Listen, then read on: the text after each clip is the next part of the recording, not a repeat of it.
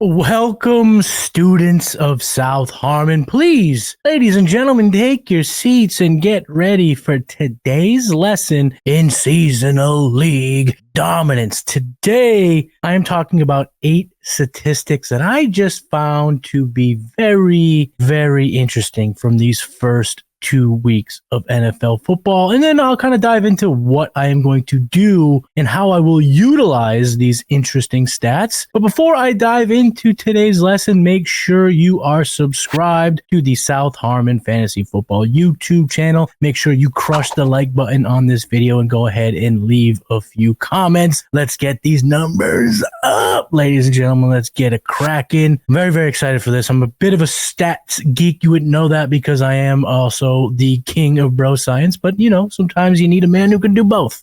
So folks, class has begun. Yeah.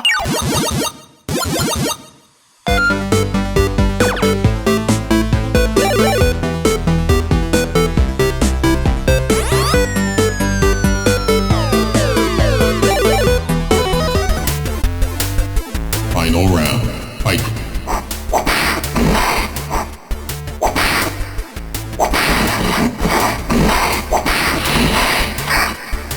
Finish him!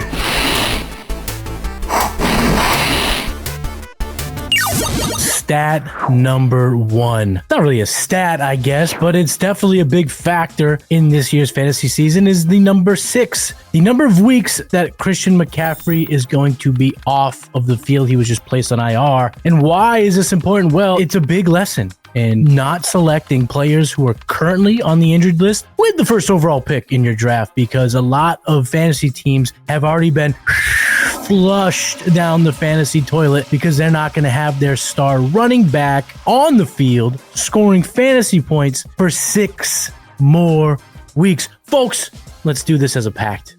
Let's not draft players in the first round, especially the first overall pick, when they're already on the injury report. Stat number 2, rookie tight end for the Las Vegas Raiders, Brock Bowers. His 12 receptions for 125 yards is the most receiving yards in Raiders history among tight ends in their first 2 career games. I hate to say it to you folks, but he is who we thought he was. Through 2 weeks, he's leading the NFL amongst tight ends in targets, receptions, receiving yards, and he's basically tied now with Isaiah Likely, who went bonkers in week 1 after his second good performance against the Ravens this week. Not only is Bowers doing the damn thing, but his underlying metrics suggest that he's performing as well as the surface stats show. He has a 14.1% catch rate over expected and a 10.2 receiving EPA. Brock Bowers is undoubtedly a top 5 to 8 tight end rest of season. Get him in your lineups. Stat number 3, the New Orleans Saints offense have scored on every dang possession so far this season with Derek Carr at quarterback. They are 15 for 15 in 2024. Derek Carr is currently quarterback 2 in fantasy. Alvin Kamara, after 4 touchdowns in week 2, sits atop the running back scoring rankings. Hell, he's actually the most productive fantasy player so far in fantasy with over 70 fantasy points. Rashid Shaheed, he's top 12 right now at the wide receiver position. And even after missing week 2, Foster Moreau is tight end 9 in total fantasy points. And we're not just talking the offensive skill positions, but we're talking about the kicker too, Blake Groupie or Group. I got to get to know this guy's name because he's currently the 5th best kicker in fantasy. Their next 4 games against the Eagles, the Falcons, the Chiefs, the Buccaneers. What's that going to mean for this team? Well, they're certainly going to be tested with those opponents on the upcoming schedule. But folks, it's time to put some respect on the New Orleans Saints offense.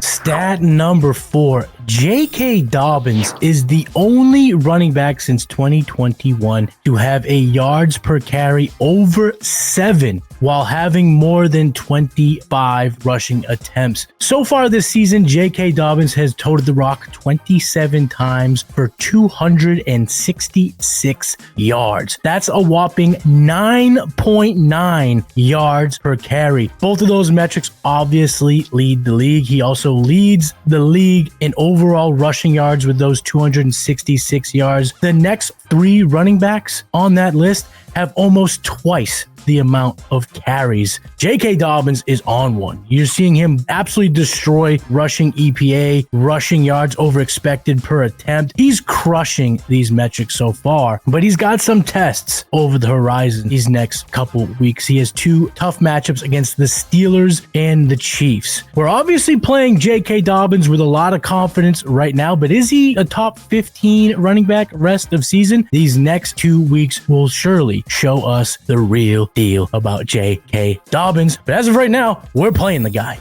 Stat number 5, Jayden Daniels is the only quarterback so far this season to post a run 20 miles per hour or faster. He's also recorded 12 rushes of 15 or more miles per hour, which is tied with Lamar Jackson. It seems as if Cliff Kingsbury and the Washington Commanders have found their quarterback that can go up, up, down, down, left, right, BA, aka a Konami code quarterback. Stat number 6, running back Breece Hall has posted a 23.7% target share over the first 2 weeks. This is the highest target share for a running back 2 weeks in over the last 4 seasons. Aaron Rodgers is peppering Breece Hall close to the line of scrimmage, and as we saw in week 2, deep into the end zone as he leaped over a defender to haul in a touchdown. Breece Hall has also posted 21.9 fantasy points per game. With Christian McCaffrey on the sideline, I'm pretty sure we have now found the new reigning running back 1 in fantasy football. Pretty good. Get hip, folks. Breece Hall is here to not only stay, but dominate in fantasy football.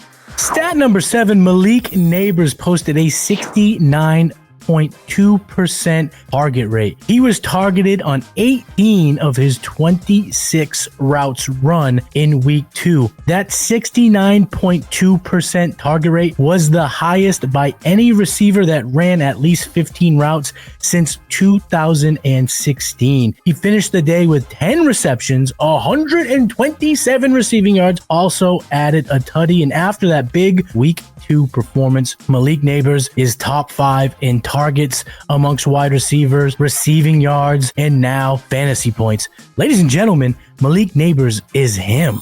Stat number 8, Travis Kelce has only scored 8 fantasy points in 2024. I'm no math whiz, but that's 4 fantasy points per game.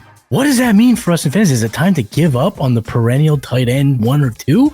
Not quite yet. Now, the snaps are down. Travis Kelce has been playing fewer snaps per game over the last 5 seasons. In 2020, he played 57 snaps per game, and so far in 2024, he's played 44 snaps per game. He's only seen 7 targets. They're just not getting him going quite yet. The target separation is in line with his career number. His air yards per target is in line with his career mark. Quite frankly, it's going to be the Chiefs' job to get him going as the season continues, and with the Falcons, Chargers, and Saints in the next 3 games, it's going to be put up or shut up for Travis Kelce. But fantasy managers out there, don't panic yet. You're still starting him next week, but you're going to have to check in because these numbers are certainly concerning.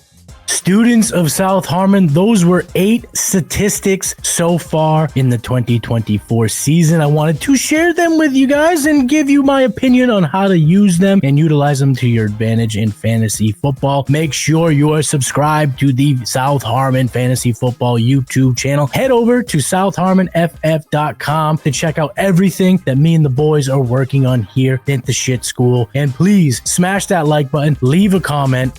All right, I guess that's it. Students, you're dismissed.